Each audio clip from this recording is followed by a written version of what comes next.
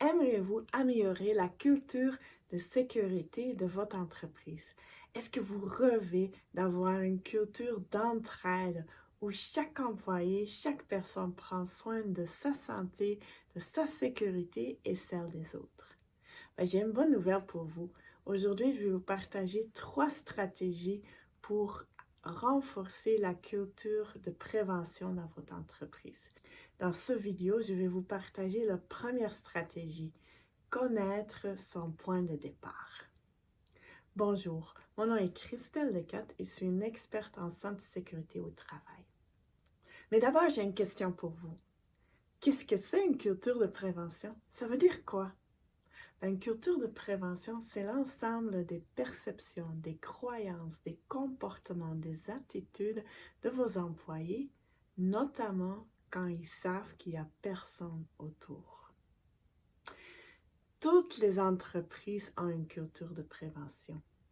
La question, c'est quelle est la maturité de votre culture? Est-ce que c'est plutôt une culture réactive ou est-ce que c'est plus une culture avancée où l'entraide est naturelle? Mais d'abord, première stratégie pour renforcer votre culture de prévention. Connaître son point de départ. Si on veut améliorer quelque chose, c'est essentiel de savoir c'est quoi notre situation actuelle. Je compare ça avec le voyagement. Imaginez, vous voulez aller à New York, mais vous ne savez pas où vous êtes actuellement. Le chemin à tracer pour vous rendre à New York, ça va être difficile. Je ne vous garantis pas que ça va être efficace et combien de temps ça va prendre pour vous rendre. C'est la même chose dans la sécurité et dans la culture de prévention. C'est essentiel que vous connaissiez votre culture actuelle. C'est quoi votre force? C'est qu'est-ce qui vous retient vous avancer? C'est quoi notre maturité aujourd'hui? Et une fois on sait ce point de départ, là on peut prendre les actions pour renforcer notre culture. Lorsqu'on fait un diagnostic de notre culture, mais ça nous permet d'identifier notre force, nos points forts de notre culture actuelle. Par exemple, ça se peut que votre climat de travail est excellent. Votre équipe de gestion est une équipe fonctionnelle. Ils aiment travailler ensemble, ils se soutiennent dans les défis. Il y a un respect entre les membres. Ça, c'est une force que, les employés le ressentent et c'est un élément que vous pouvez vous appuyer pour avancer votre culture en prévention. Lorsqu'on fait un diagnostic, on identifie nos points forts, mais on va aussi identifier les éléments qui nous retiennent d'avancer. Par exemple, ça se peut que vous n'avez pas de vision dans la prévention. Qu'est-ce que vous voulez?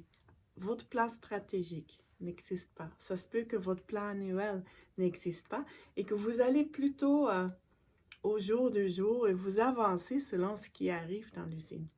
Je compare ça avec un bateau. Imaginez qu'on veut traverser l'océan, euh, mais on ne sait pas trop la direction. Et notre bateau, il suit le vent. Il va à gauche parce que les courants, le vent va là. Ah, le vent tourne, on va aller. Donc, il manque une ligne directrice, il manque une vision claire pour avancer et pour avancer de façon efficace.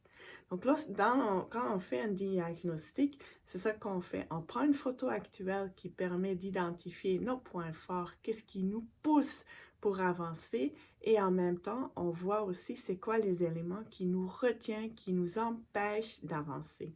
Et lorsqu'on travaille les éléments qui nous empêchent de travailler, mais naturellement, nos forces, nos points forts vont nous pousser plus loin dans notre maturité de culture.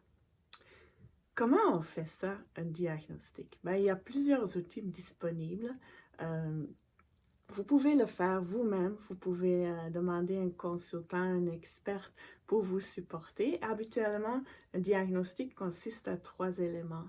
Une visite d'usine, un sondage auprès de vos employés pour connaître leur perception et un atelier de travail où on creuse vraiment les détails de votre culture Souvent, ça se fait avec l'équipe de gestion ou avec le comité.